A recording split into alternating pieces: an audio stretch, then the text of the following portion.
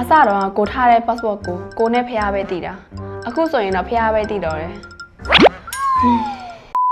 ကိုရဲ့ passport တွေကိုမိနေတာတွေမှတ်မိတော့တာတွေဖြစ်နေကြပြီလားစိတ်မပူပါနဲ့နော် iPhone မှာပါတဲ့ passport ဆိုတဲ့ application တစ်ခုထဲနဲ့အကုန်လုံးကိုဖြည့်ရှင်းလို့ရနေပါပြီနော်ဒီ application လေးကကိုရဲ့ passport တွေကိုတနေရာထဲမှာပဲတင်ထားလို့ရတယ်လို့ passkey Wi-Fi password verification code ကိုလည်းအလွယ်တကူစီမံခန့်ခွဲနိုင်အောင်ကူညီပေးပါတယ်ဒီ application ကိုဝင်လိုက်တာနဲ့ security အတွက် Face ID, Tag ID, passcode တခုခုလိုအပ်တာဖြစ်လို့တော်တော်လေးကိုလုံခြုံပါတယ်သူ့ရဲ့အဓိက main function ဖြစ်တဲ့ autofill ကတော့ website တွေ application တွေ login ဝင်ဖို့အတွက် user name password တွေကိုလည်းအလိုအလျောက်ဖြစ်တော့ပေးမှာပါရှင်ဒီ application ကိုဘယ်လိုမျိုးသုံးရမလဲဆိုတာလက်ကြည့်ကြရအောင်နော်အရေးဥစွာ application ထဲဝင်မယ်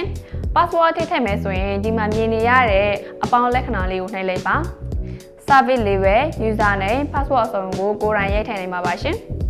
သူ့ဘက်က suggestion ပေးတဲ့ password ကိုလည်းကိုယ်တိုင်စိတ်ကြိုက် edit လိုက်လို့ရပါတယ်နော်အခုမြင်နေရတဲ့ all ကတော့ကိုယ့်ရဲ့ password တွေအားလုံးကိုဝင်ကြည့်လို့ရတဲ့နေရာပါ login တစ်ခုစီရဲ့အောက်မှာ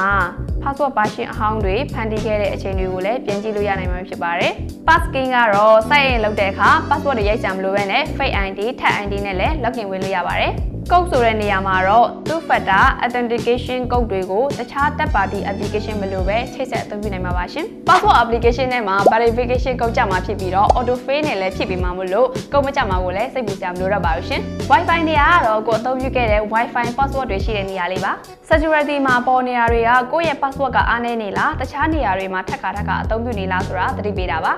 အကယ်၍ကိုက password update လုပ်ချင်နေဆိုရင် change password ကိုနှိပ်လိုက်တာနဲ့တက်ဆိုင်ရာ website ကိုတွားပြီးတော့ပြောင်းလဲလို့ရပါတယ်။ share group မှာလည်းကိုယ့်ရဲ့မိသားစုတွေကိုယ့်ရဲ့တငယ်ချင်းတွေနဲ့အတူတူ password passkey တွေကိုလည်း group ဖွဲ့ပြီးတော့ share လိုက်လို့ရပါတယ်။ဒါကြောင့် Apple ရဲ့ password ဆိုတဲ့ application နဲ့ password တွေအားလုံးကိုတနေရာမှာပဲတင်လို့ရတာဆိုတော့ password မိသွားမှာကိုလည်းစိတ်ပူစရာမလိုတော့ပါဘူးရှင်။ကဲသိကြပြီလားကကာတို့ရေ